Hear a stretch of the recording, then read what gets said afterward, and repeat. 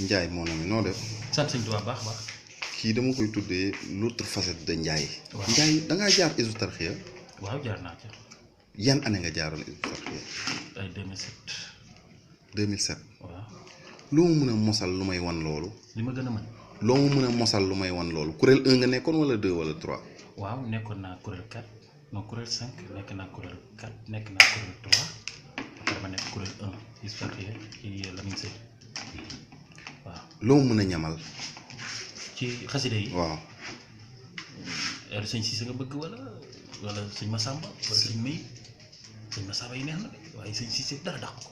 boo ci gën a jekko yow. lépp laa jekku waaye nag. bu bëggee ba ñamal la ci sëñ Cissé. sëñ Cissé ayoo. xam nga moom ndeysaan naan kenn la woon.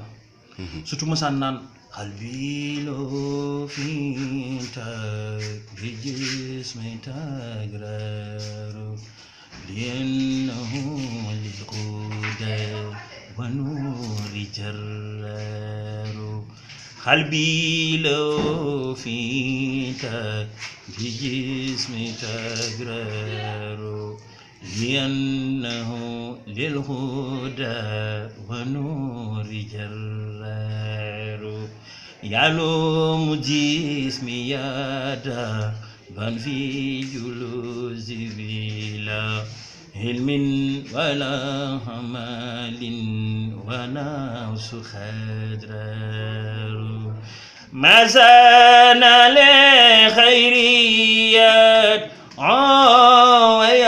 ويسلبه بلسان جديدا بنوى وخزرار يلوب